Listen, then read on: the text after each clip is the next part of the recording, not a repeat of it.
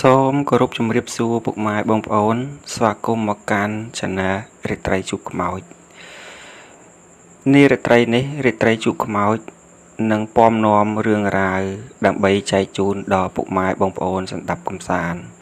ក៏ប៉ុន្តែមុននឹងចូលនៅរឿងរ៉ាវដែលរាត្រីជួបខ្មោចនឹងនិយាយចែករំលែកក៏ដូចជា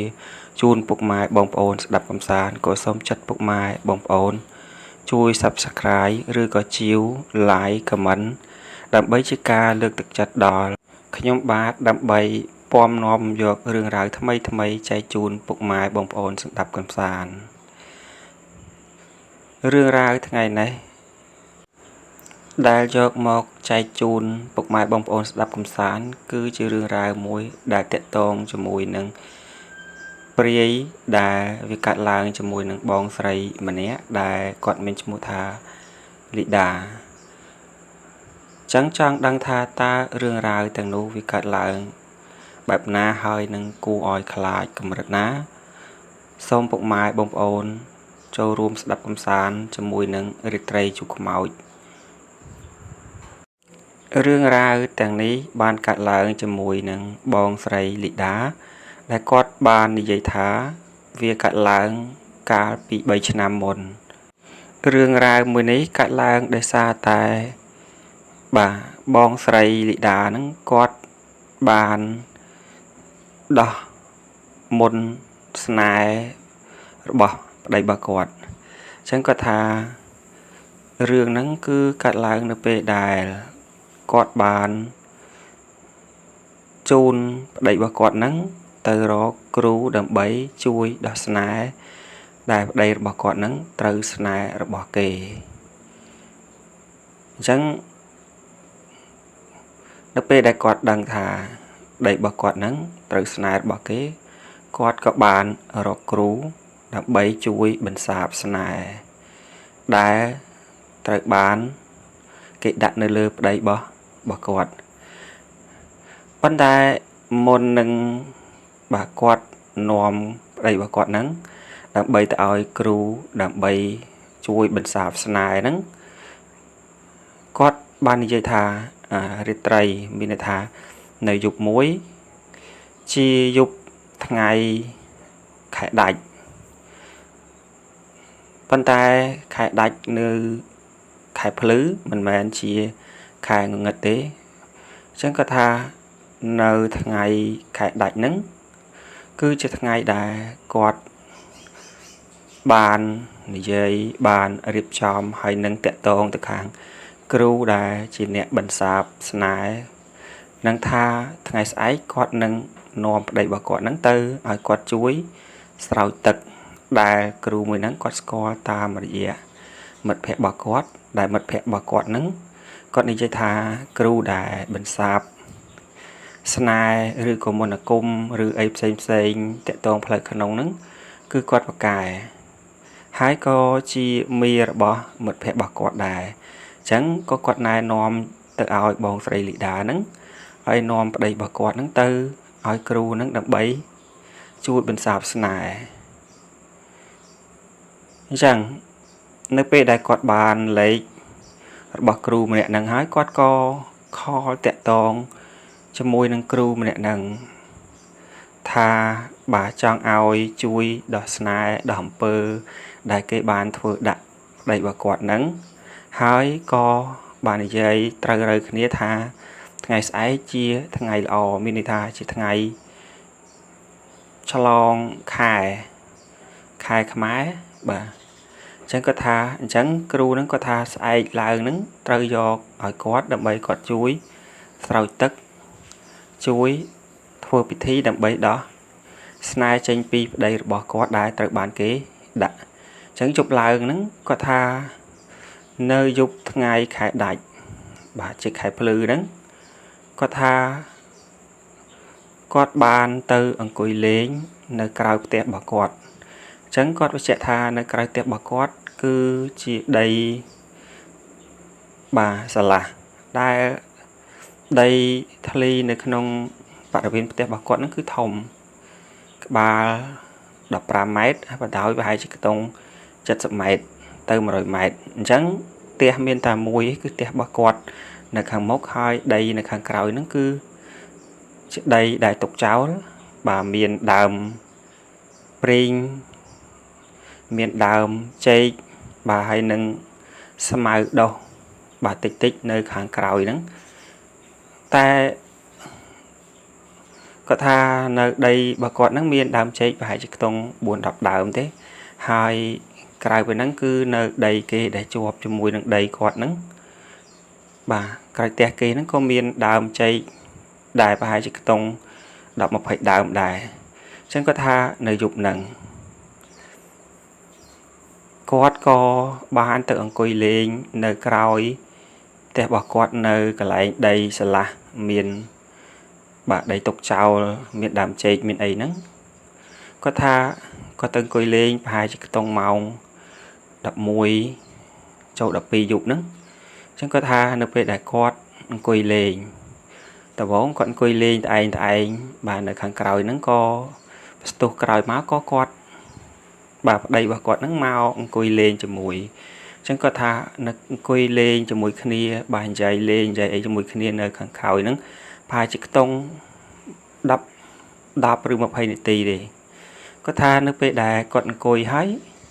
quỳ như dày lên cho mùi đây bà quạt hái quạt co sờ lăng từ mờ bà quạt che ta phần này bà quạt nó có che ta mơ chơi mơ đam mơ đam chơi mơ ấy chẳng từ chẳng có tha nằm lòng về nó quạt xâm lăng bà chạy đào thằng ấy cư mình ở đòn thập bự nhạc ok chẳng có tha quạt bàn xâm lăng quạt bà phần này bà quạt có trao từ mơ đam chơi mơ ấy lên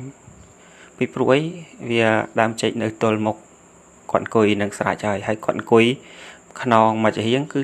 bà ấy đam chết hay một con bà quạt nó có ba từ đó đam chết xem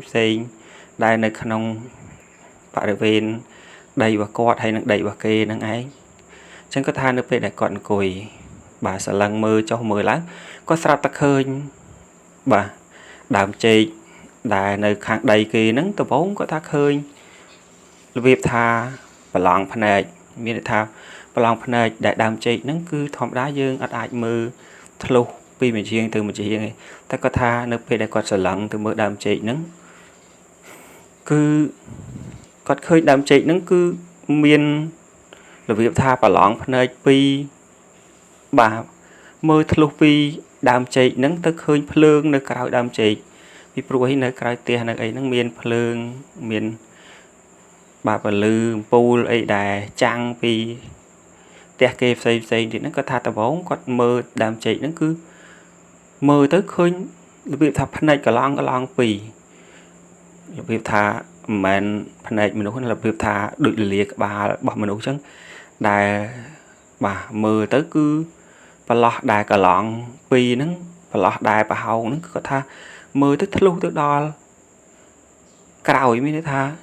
bữa thòm đá dương mơ bà lọt đàm chết phi trời tự bằng đàm chạy bà lư bạn ta có tha nước về đây có sờ lần mơ tới sắp ta đam chạy nâng vi thlu lục biết ở quạt mơ khơi và lư đã trang màu thlu đam chạy pì chẳng nước về đây quạt mơ tới có ngồi ta trong mấy đam chạy nâng co miền và lư ấy thlu bảo pi cả lon chẳng việc thập này song khang bảo mà đủ dương nâng tại vì sầm khán cứ dương ảnh mơ tới việc thlu đam chạy nắng khơi và lư đã trang màu xem thì chẳng á hai np đã quát khơi chẳng quát có đăng thảo phải chỉ không mọi lô mà quát đây chẳng có quát bàn tay quát ắt lại chẳng có tha quát mưa và tò tiệt np đã quát mưa và tò tiệt mưa dù tới co sáp ta khơi sợ ta vốn khơi ta bà đội liệt bà hay miền phần này đại dương ảnh mưa thật lù đàm chạy nâng ấy sắp ta có tha mơ và tò tiết sắp ta khơi sợ tranh sợ với một đòn chẳng có tha khơi tranh sợ lần sầm pôn với một đòn nơi bên nào quạt khơi chẳng hết quạt có ọt khlại quạt có nơi và to sẽ lần mơ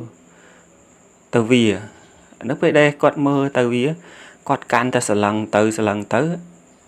đàm chạy để quạt khơi rụng riêng chi bà mà đâu bà miền phần này cả làng pi hay đang sợ nắng có sờ lăng mà quạt bình ស្រាប់តែនៅពេលដែលគាត់ឃើញអញ្ចឹង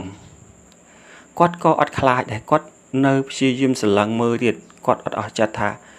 វាជាស្អីឲ្យប្រកាសនៅពេលដែលគាត់ស្រឡឹងមើលបន្តទៀតគាត់ថាស្រាប់តែវាស្រឡឹងបកមកគាត់វិញជាមួយនឹងភ្នែកបាទកន្លងឡងហើយនឹងសក់ឡើងសំពងនៅពេលនោះបាទគាត់ក៏ចាប់ផ្ដើមសង្ស័យថាប្រហែលជាព្រាយឬក៏ពពួកអមនុស្សដែលគេបញ្ជូនមកព្រោះអីវាដឹងថាស្អែកហ្នឹងជាថ្ងៃដែលគាត់នាំប្តីរបស់គាត់ហ្នឹងទៅឲ្យគ្រូមន្តអាគមក៏ដូចជាគ្រូដោះស្នេហ៍ហ្នឹងបន្សាបអញ្ចឹងប្រហែលជាខាងគ្រូដែលដាក់ស្នេហ៍ហ្នឹងវាបញ្ជូនព្រាយមកបន្លាចគាត់នៅពេលនោះបាទគាត់ក៏បាទរើសដុំថ្មដុំដីដែលនៅក្រោយកន្លែងគាត់អង្គុយហ្នឹងក៏គប់ទៅអារូបភាពដែលគាត់ឃើញហ្នឹងរបៀបថាមនុស្សបាទមានតែប្រហោងភ្នែកកលូលូហើយនឹងសក់សំពងហ្នឹងគាត់ក៏យករើសដុំដីបាទម្ដុំគប់ទៅគាត់ថាគប់ទៅប្រាវស្រាប់តែដុំដីដែលគាត់គប់ទៅតែម្ដុំទេប៉ុន្តែសំឡេងបាទវាឡងមកវិញគឺមានថាគេគប់តមកវិញគឺពីរដុំប្រាវនៅពេលនោះគាត់ក៏បាននិយាយថាបាទគាត់ឮសំឡេងរបៀបថាគេគប់តមកគាត់វិញដុំដីពីរដុំប្រាវអញ្ចឹងមិនមែនគាត់ឮតែឯងទេប្តីរបស់គាត់ហ្នឹងក៏ឮដែរប៉ុន្តែនៅពេលដែលគាត់ឃើញហ្នឹងគាត់បញ្ជាក់ថាគាត់អត់បាននិយាយប្រាប់ប្តីរបស់គាត់ទេតែគាត់ថាប្តីរបស់គាត់ហ្នឹងគឺគាត់នៅជាមួយនឹងប្រពន្ធរបស់គាត់យូរគាត់ដឹងនៅពេលដែលប្រពន្ធគាត់ហ្នឹងស្រឡឹងមើលអីមួយមិនប្រព្រឹត្តភ្នែកឬក៏បាទស្រឡឹងទៅនៅពេលនោះប្តីរបស់គាត់ហ្នឹងនឹងដឹងថាគាត់មានថាបងស្រីលីដាហ្នឹងនឹងឃើញអ្វីមួយហើយពីព្រោះអីគាត់នៅជាមួយគ្នាយូរគាត់ដឹងថានៅពេលដែលបងស្រីលីដាសម្លឹងទៅមើលអីមួយមិនដាក់ភ្នែកហ្នឹងប្រកាសជាគាត់ហ្នឹងឃើញអីហើយអញ្ចឹងនៅពេលនោះបងស្រីលីដាគាត់បន្តទៀតថាគាត់អត់បានប្រាប់ប្តីរបស់គាត់ទេគាត់នៅព្យាយាមសម្លឹងមើលឲ្យអស់ចិត្តមើលថាវាជាស្អីឲ្យប្រកាសប៉ុន្តែនៅពេលដែលគាត់ឃើញបាទប្រកាសឲ្យថាវាមិនមែនជាដើមចេកទេវាជាព្រាយដែលប្រហែលជាគេបញ្ជូនមកដើម្បីបន្លាចដើម្បីធ្វើបាបគាត់ប៉ុន្តែគាត់អត់ខ្លាចអញ្ចឹងគាត់ក៏រើសដុំថ្មទៅឬក៏ដុំដីដែលនៅក្បែរគាត់ហ្នឹងគប់ទៅពេលដែលគាត់គប់ទៅមកដុំដីប្រាវស្រាប់តែលឺដុំដីដែលគប់បកត្រឡប់មកគាត់វិញប្រាវពីរដុំនៅពេលនោះបាទគាត់ក៏ចាប់ផ្ដើមសួរប្តីរបស់គាត់ថាលឺឲ្យគេអត់ប្តីគាត់ថាលឺតាបាទលឺប្រាវអ្នកណាគេគប់ដំបងប្តីគាត់នឹងស្មានថាអ្នកដែលនៅដីជាប់គាត់នឹងគេលួចមើលគេអីចឹងទៅក៏គេគប់ផ្អើលគាត់កុំឲ្យអង្គុយរបៀបថាសាសងស្នេហាឬក៏អីនៅខាងក្រោយហ្នឹងនៅពេលនោះគាត់ក៏ប្រាប់ប្តីរបស់គាត់ថាមិនមែនមនុស្សទេគាត់ថាគាត់ឃើញអីមួយនៅជាប់នឹងដើមចេករបៀបថាសក់ឡើងសំពងហើយភ្នែកឡើងប្រឡងភ្នែកឡើងកលូលូដែលមើលអាចធ្លុះឃើញដើមចេកមើលឃើញពលឺអញ្ចឹងនៅពេលនោះប្តីគាត់គ្រាន់តែដឹងអញ្ចឹងគាត់ចាប់ដើមទាញដៃប្រពន្ធរបស់គាត់ហ្នឹងរត់ចូលផ្ទះប៉ុន្តែដោយសារបងស្រីលីដាហ្នឹងគាត់អត់ចេះខ្លាចខ្មោចគាត់អត់ចេះខ្លាចអញ្ចឹងគាត់អត់តន់ទៅទេតែដោយសារតែបខំមានប្តីរបស់គាត់ហ្នឹងបខំហើយនឹងអូសដៃពេកក៏គាត់ហ្នឹងចូលទៅក្នុងផ្ទះជាមួយនឹងប្តីរបស់គាត់ទៅអញ្ចឹងរឿងរ៉ាវមួយហ្នឹងគឺវាកើតឡើងនៅយប់ហ្នឹងដែលជាយប់បាទខែដាច់ហើយ có chi dục mùi đài quạt bàn dây cho mùi nâng cừu đầm pư cừu đỏ snai nâng và sạp snai nâng đầm bay ở chuối và sạp đầy và quạt chẳng nơi pe dục nắng có khang cừu đại kỵ đã snai hai chỉ kỵ đằng chẳng có cây phải chun và phụ mà đâu có đôi chỉ pri đập bay mà bà lách hay nâng phước bà bọt quạt còn tại đây xa quạt chỉ mà được quạt khai chẳng khơi mà bà nắng có quạt ọt miền prư rôm cho mùi đây chẳng bà bông ôn đừng ở khía trạch đăng tha nơi bê đài cửu snai cửu pư thưa đạ ấy lừa dương vì tại anh tài miền và phụ mà nụ đại kê pra đại kê và chun vi đập bay màu tạm giường rư có ai sợp rư có bề khá tứ dương to tăng rư có dương đằng trắng vi chập đàm và chun màu đập bay và lại rư có phượng bạp giường trắng ban đây tha hôi tà tẹt tôn cho mùi nâng bơ phơi ngờ ngật nẹt đại che rư có nẹt đại trừ nắng cứ tay tập miền bọc phụ mà đâu rư có bọc phụ pri nắng cây phải chun máu đập bay phơi dư nắng trừ snai bảo kế rư có trừ bơ bảo kế hái nó pe đại dương bà trừ snai pe đại dương này hái dương đắng dương chọn từ xa rư ấy nắng viên nó phải chun phụ nắng đập bay máu thuộc bạp dương đầm mây máu bà lại dương ok chẳng rương ra đại tiết tôn cho mùi nâng bòn sầy đá cứ miền và nắng bà quạt chạy rồng lệch màu khang rì tay chụp màu ta có xong bà chặt bọc mái bóng ốn roa rương ra đài rì tay chụp màu như vậy chạy chun bọc mái bóng ốn vì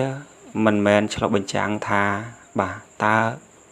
nơi lưu bị phục lục bỏ dưới nước viên mật bật bạc cọt rư gọ mình bật bạc cọt để